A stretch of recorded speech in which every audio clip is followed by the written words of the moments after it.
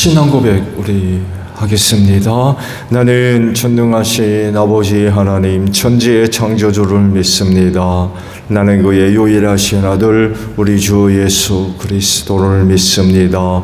그는 성령으로 잉태되어 동정녀 마리아에게서 나시고 본디오 빌라도에게 고난을 받아 십자가에 못 박혀 죽으시고 장사된 지 사흘 만에 죽은 자 가운데서 다시 살아나셨으며 하늘에 오르시어 전능하신 아버지 하나님 우편에 앉아 계시다가 거기로부터 살아있는 자와 죽은 자를 심판하러 오십니다. 나는 성령을 믿으며 거룩한 공교회와 성도의 교제와 죄를 용서받는 것과 몸의 부활과 영생을 믿습니다. 아멘. 찬송가 280장 부르시고 말씀을 보죠.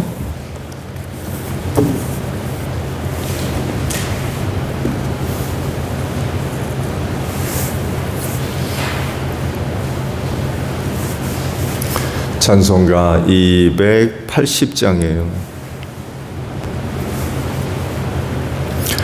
전부여 의지없어서 손들고옵니다. 주 나를 외면하시면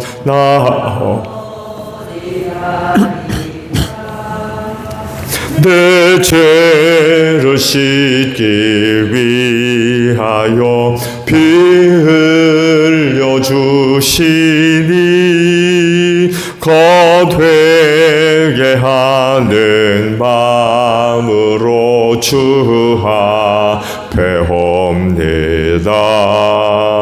전부터 계신 주께서 영죽을 죄인을 보혈로 구해 주시니 그 사랑하옵네. 내 죄를 씻기 위하여 피 흘려 주시니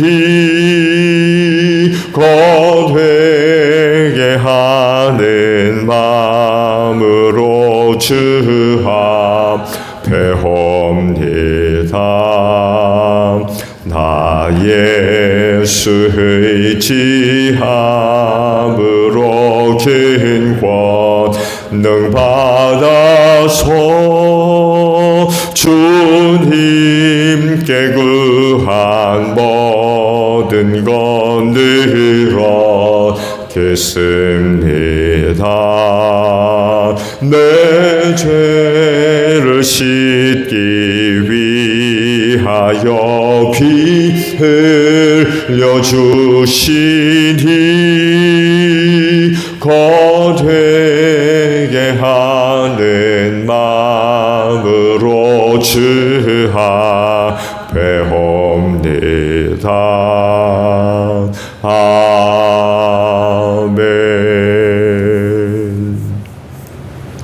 말씀을 보죠. 여호수아 7장 16절에서 마지막 절까지 말씀을 봅니다. 여호수아 7장 16절에서 마지막 절이에요.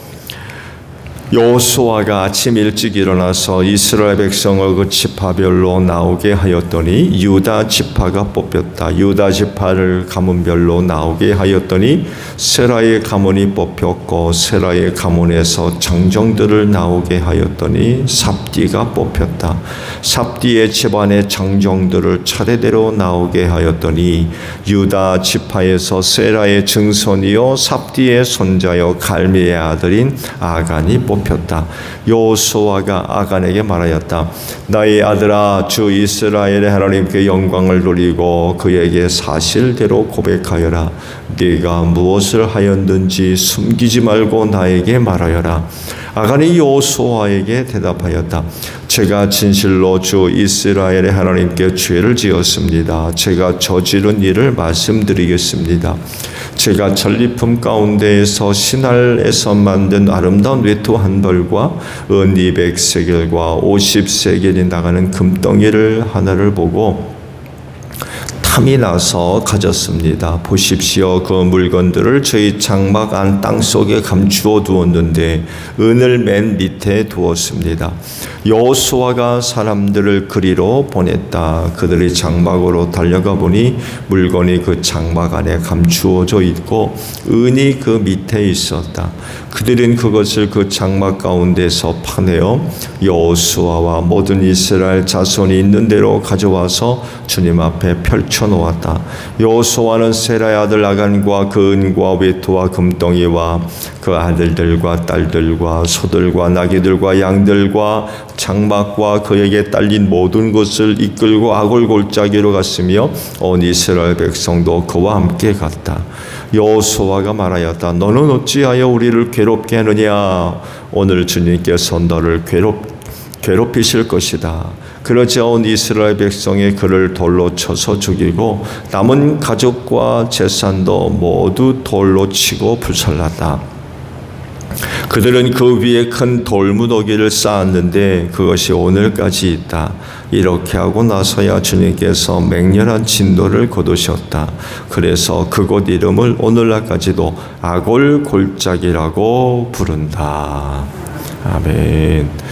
오늘 아침에는요 25절에 있는 말씀을 함께 나누려고 합니다. 25절 상반절의 말씀이에요. 여호수아가 말하였다. 너는 어찌하여 우리를 괴롭게 하느냐? 오늘 주님께서 너를 괴롭히실 것이다 라는 말씀입니다. 죄의 파급력은 생각하는 것 이상으로 큽니다. 그렇기 때문에 죄가 들어오지 못하도록 막아야 돼요. 그 대표적인 사건 중에 하나가 바로 에덴 동산에서 저지른 아담의 죄이죠. 먹어서는 안 되는 나무 열매를 먹음으로 말미암아 죄가 세상에 들어오게 되고 그로 인하여 모든 사람들에게 그 죄의 영향이 미치게 됐죠. 한 사람의 죄가 한 사람에게서 끝난 것이 아니라 그의 모든 후손들, 즉 모든 인간들을 다 죄인 되게 만든 거죠. 그 증거가 바로 모든 사람이 다 죽는다는 것입니다. 그래서 하시는 말씀도 의인은 없나니 하나도 없다라고 말씀을 하시죠. 모두가 다 하나님 앞에서 죄인 된 것입니다. 근데요, 이런 일들이 그 이후에도 계속적으로 일어나죠. 그중 하나가 바로 아간 사건입니다. 오늘 보신 그 아간. 여리고성을 점령할 때 하나님께서 명령하신 게 뭐예요? 어떤 것도 취해서는 안 된다는 거예요. 왜냐하면 모든 생명체는 다 멸해서 희생제물로 하나님께 드리라고 그러셨고 귀금속을 포함해서 여러 금속 제품들은 따로 구별해서 하나님께 드리라고 말씀을 하셨어요. 어느 것도 개인이 취할 것이 없었습니다. 손을 못 대게 하셨어요. 근데 아간이 그 여리고성을 점령하면서 신할산 아름다운 외투 하나를 취하죠. 그리고 은 200세겔 그리고 금 50세겔 나가는 금덩이를 하나 몰래 취해서 자기 장막에다가 감추어 두었다고 그러죠. 이 한 사람의 죄가 아이성 전투를 패하게 만드는 그런 이유가 됩니다. 결국 제비를 뽑아서 아간이 지목되죠. 굉장히 놀라운 일이죠. 이런 것들을 볼 때 사람은 속일 수 있을지 모르지만 하나님은 절대로 못 속인다는 거예요. 그래서 그에게 딸린 모든 식구들과 재산들이 다 이제 돌에 맞아 죽임당하죠. 큰 돌무더기를 만들어 놓았고 그곳 이름을 아골골짜기라고 부르게 됐다는 것입니다. 이런 사건들을 볼 때 죄의 그 파급력이라고 하는 건 우리가 생각하는 건 이상이라는 거예요. 그 한 사람의 죄가 그렇게 영향을 끼치거든요. 아이성 전투를 패하게 만들었어요. 작은 성이기 때문에 한 2, 3천 명만 올라가도 얼마든지 그 성을 점령할 수 있다고 했는데 아이성을 못 얻거든요. 여리고성을 얻을 때 보세요. 개수 안 받은 모든 군대가 다 동원됐습니다. 거기에 비해 2, 3천 명이면 아이성이 얼마나 작다는 얘기입니까? 여리고성에 비하면은 정말 보잘것없는 그런 성이었고 얼마든지 그 성을 얻을 수 있을 거라고 생각했는데 막상 전쟁을 벌이고 나니까 패해가지고 많은 사람이 죽고 쫓겨나는 이런 일을 단순히 전쟁에서 패한 것만이 아니라 백성들의 간담이 녹는 전체가 크게 낙심하고 절망하는 이런 결과까지 얻게 되었던 거죠. 그 한 사람의 죄였는데 그 한 사람의 죄의 파급력은 굉장히 컸다는 거예요.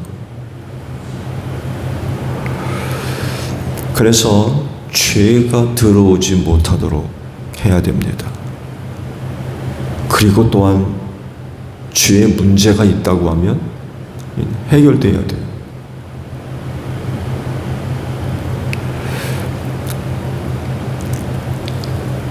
그러나 그럼에도 불구하고 죄로부터 자유한 사람은 한 사람도 없습니다. 모두가 다 하나님 앞에서 죄인이기 때문에 그래요. 그리고 이 죄 때문에 망하게 되는 거죠. 근데 참 감사하게도 이 죄 문제를 해결할 수 있는 방법을 우리에게 주셨죠. 바로 예수를 믿으라는 거예요. 예수를 믿어라. 왜냐하면 예수님이 죄인을 대신해서 십자가에서 죽으셨고 죽은 지 사흘 만에 부활하셨거든요. 그래서 이 예수를 믿으면 죄와 사망에서 구원해 주겠다는 게 하나님이세요. 그 죄의 문제를 해결할 수 있는 방안을 마련해 놓으신 거죠. 모두가 다 죄인이지만 예수를 통해서 모두가 다 의인되어 구원받을 수 있는 길을 열어 놓으신 거죠.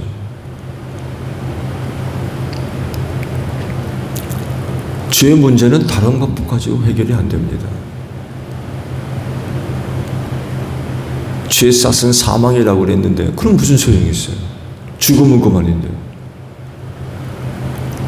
그 죄를 지은 자가 죽지 않고 살려면, 그러면서 죄의 문제를 해결하려면 한 가지 방법밖에 없어요. 그 예수를 믿어야만 한다는 거죠.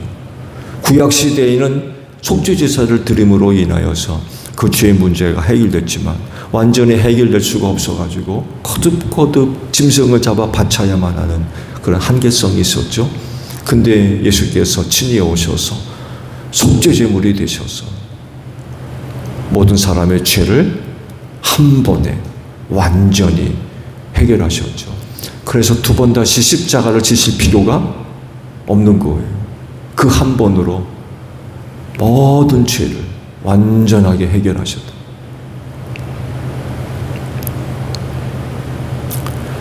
그렇기 때문에 죄인 된 사람들은요, 예수 믿어야 돼요. 예수 믿지 않으면 죄 사함 얻을 수 없습니다. 죄의 문제 절대로 해결할 수 없어요. 반드시 죄의 문제가 해결되어져야 되는데 다른 이로서는 이 죄의 문제가 해결될 수가 없다는 거예요.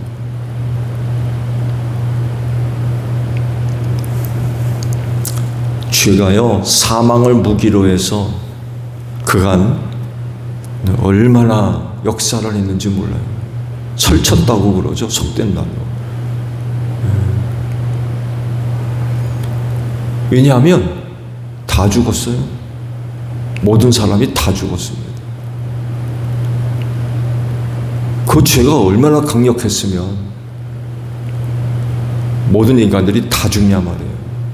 그럴 정도로 죄의 영향력은 막강한 것입니다. 오늘도 말씀 봤잖아요. 아간한 사람의 죄였지만 그 죄의 파급력은 막강한 거였습니다. 많은 사람이 죽고요. 많은 사람이 절망에 빠지고 끔찍한 거죠. 그런데 예수님 때문에 더 이상 역사하지 못하게 된 거죠. 예수님이라고 하는 벽에 딱 부딪힌 거예요. 예수를 넘어갈 수가 없는 거예요. 왜냐하면 예수의 십자가 보혈이 그 죄의 영향력을 해결해 버렸기 때문에 그래요.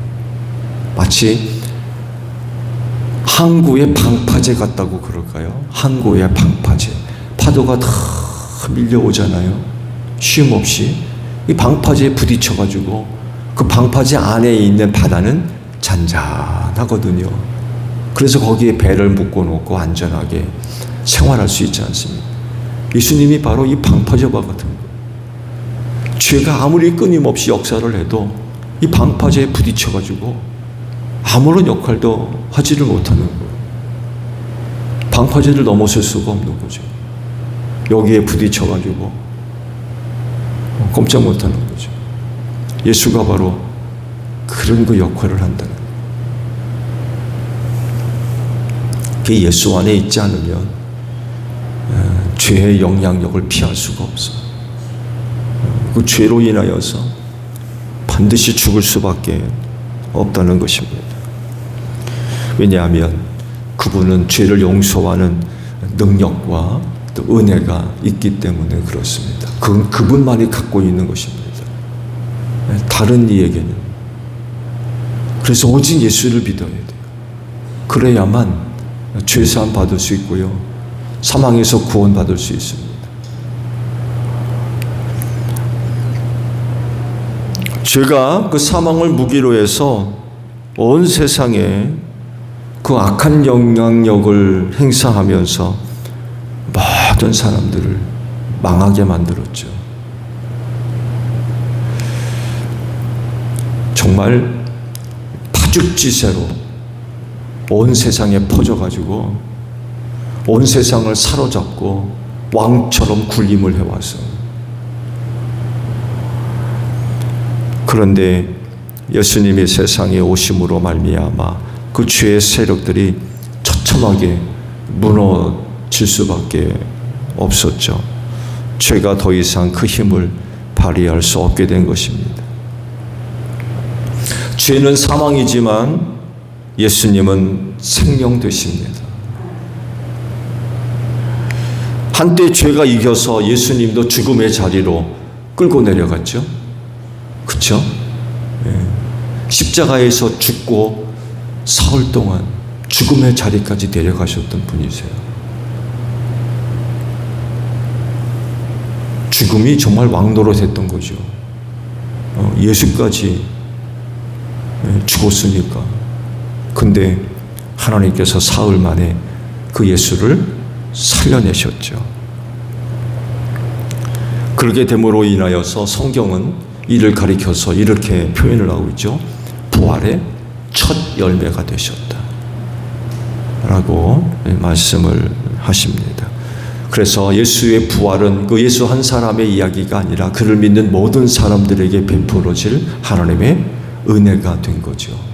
그분을 살렸듯이, 그분을 죄와 사망에서 살려내셨듯이 그를 믿는 모든 사람들도 예수와 함께 살려낸다는 거예요. 그래서 성경도 예수가 십자가에 죽을 때 혼자 죽은 게 아니라 나도 같이 죽었다는 거예요. 죄인도. 예수와 함께 같이 죽고 예수가 살 때 나도 같이 살았다는 거예요. 더 이상 죄가 왕노릇할 수가 없는 거예요. 더 이상 사망이 역사할 수가 없는 거죠. 예수가 살아났기 때문에. 유일하죠. 그러니까 부활의 첫 열매라고 말씀을 하셔서 그 죄가 사망을 가지고 강력하게 역사했지만 예수에게 딱 막혀버린 거죠. 그분이 살아났기 때문에 그래요. 살았다는 얘기는 죄의 문제, 사망의 문제가 해결됐다는 얘기거든요.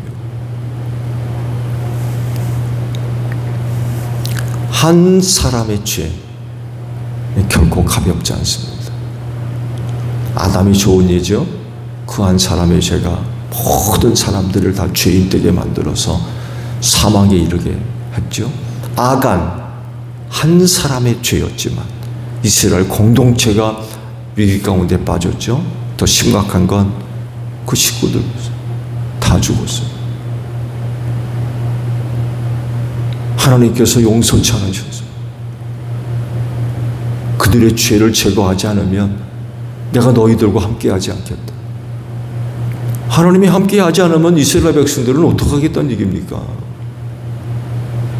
하나님으로 말미암아 시작을 해서 하나님으로 말미암아 존재해야 되고 그 하나님에 의해서 설명되어지고 이해가 되는 게 이스라엘인데 하나님이 그들과 함께하지 않으시면 그들은 어떻게 되겠다는 얘기예요? 이건 뭐 망할 수밖에 없는 거죠.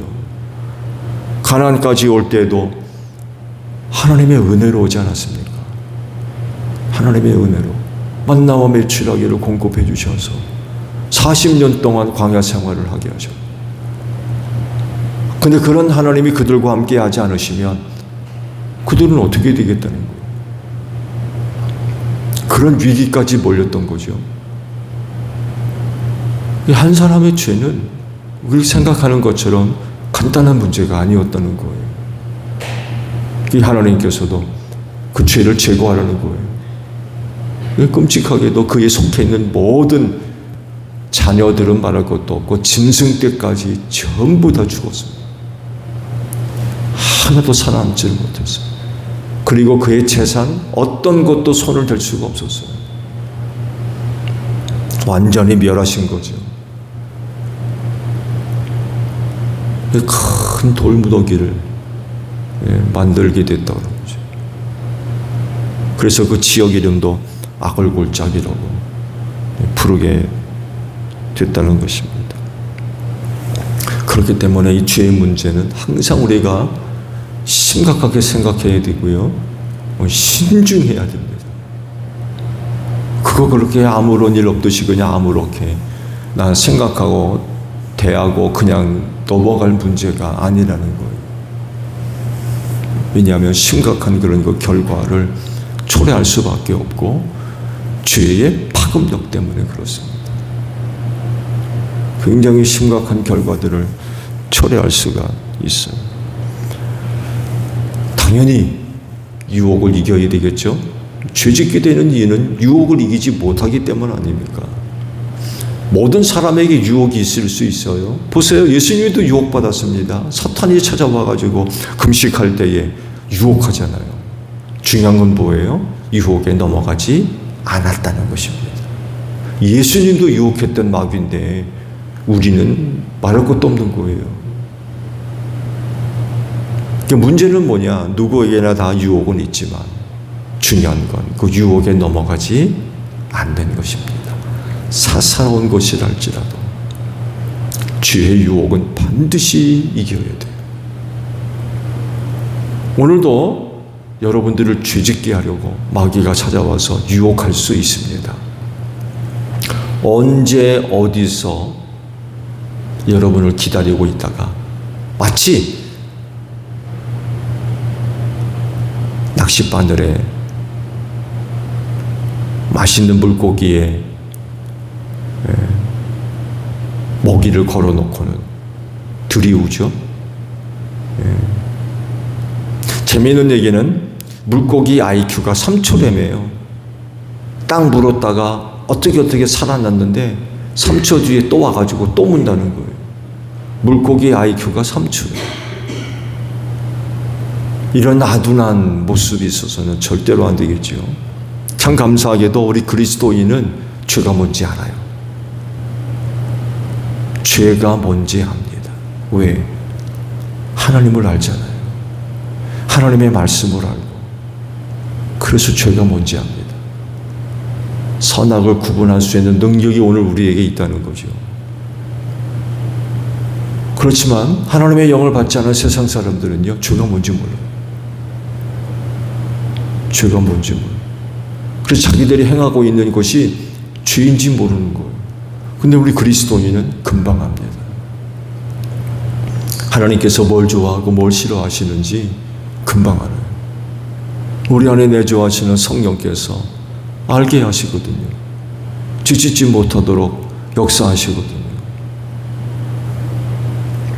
그렇기 때문에 죄의 영향력과 파급력을 생각해 본다고 하면 죄의 유혹에 절대로 넘어가면 안 됩니다.